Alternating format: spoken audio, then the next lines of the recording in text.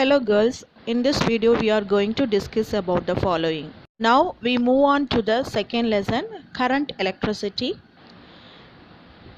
First, introduction. In the first lesson we have studied that the properties of charges when it is at rest. In reality, the charges are always moving within the materials. For example, the electrons in the copper wire are never at rest and are continuously in random motion. Therefore, it is important to analyze the behavior of the charges when it is in motion. That thing only we are going to discuss in this lesson. The motion of charges is called electric current. Current electricity is the study of flow of electric charges. It owes its origin to Alexander Volta, who invented the electric battery which produced the first steady flow of electric current. Modern world depends heavily on the use of electricity. It is used to operate machines, communication systems, electronic devices, home appliances, etc. In this unit, we will study about the electric current, resistance and related phenomenon in materials. Next one, types of materials. Basically, materials are of three types: conductors, insulators and semiconductors. What are conductors? Any material that allow electric current to pass through it is called conductors. For example, copper, aluminium, steel and any metal are known as conductors. What are insulators? Any material that does not allow electric current to pass through it. They are called insulators. For example, plastic, rubber, glass, cloth and wood. They are known as insulators.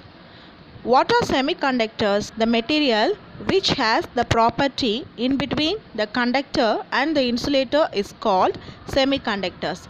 The example for semiconductors are germanium and silicon.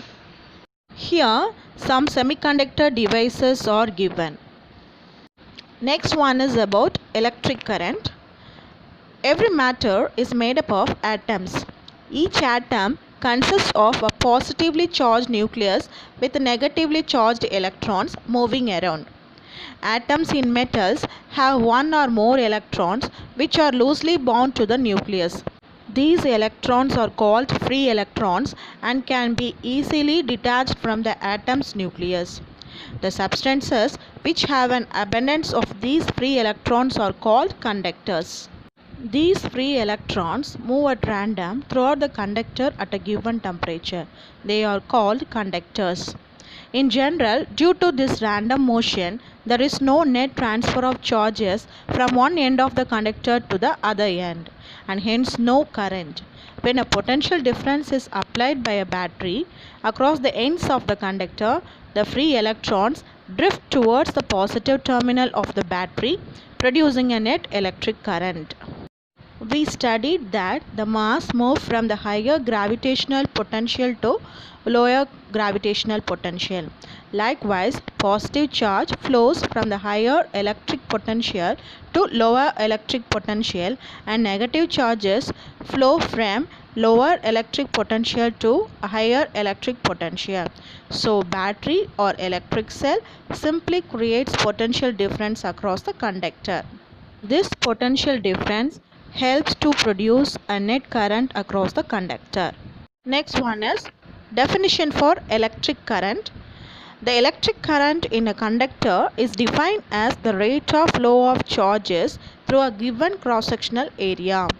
The equation for electric current can be written as I is equal to Q by T. Here I denotes electric current, capital Q denotes the charges and small t denotes the time period, which also can be written as small I is equal to dq by dt, which tells that the rate of flow of charges for a particular time period.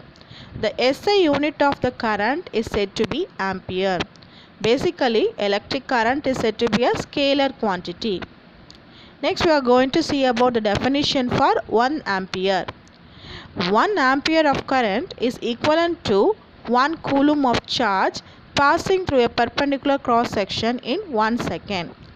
1 ampere is also equal to 1 coulomb second power minus 1.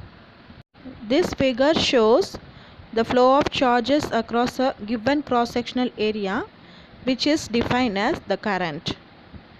Next one, definition for conventional current. Basically, the flow of current in the circuit is considered as from the positive terminal of the battery to the negative terminal. This is called the conventional current or simply current. It is in the direction in which the positive test charge is said to be moved. Basically, the direction of the conventional current is said to be opposite to the direction of the flow of electrons, whereas the electrons are moving from the negative terminal to the positive terminal of the battery. Here I have attached some pictures which represents the direction of flow of conventional current and the direction of flow of electrons. One is drift velocity. The drift velocity is the average velocity acquired by the electrons inside the conductor when it is subjected to an electric field. Here we are going to derive the expressions for drift velocity of electrons and the mobility of electrons. If there is no electric field, all the free electrons in a conductor are moving in a random directions. As a result, no net flow of electrons in any direction, and hence there will not be any current. If the conductor is subjected to an electric field, free electrons experience a force given by F vector is equal to minus E into capital E vector. Here small e represents the charge of the electron, capital E represents the electric field given to the conductor. So all the free electrons are accelerated in a direction opposite to the field. By Newton's second law, we can write the equation for acceleration as A vector is equal to F vector divided by m, which is equal to, from the above equation, minus E into capital E vector divided by m. But the positive ion scatter the electrons and changes its direction of motion, so they move in zigzag path. This average velocity acquired by the free electrons inside the conductors, which it is subjected to the electric field, is called drift velocity, which is represented by the letter Vd vector. The average time between successive collision is called the mean free time or relaxation time, which is represented by the symbol tau. So here tau represents what? Mean free time or relaxation time, which means that the average time between the successive collision.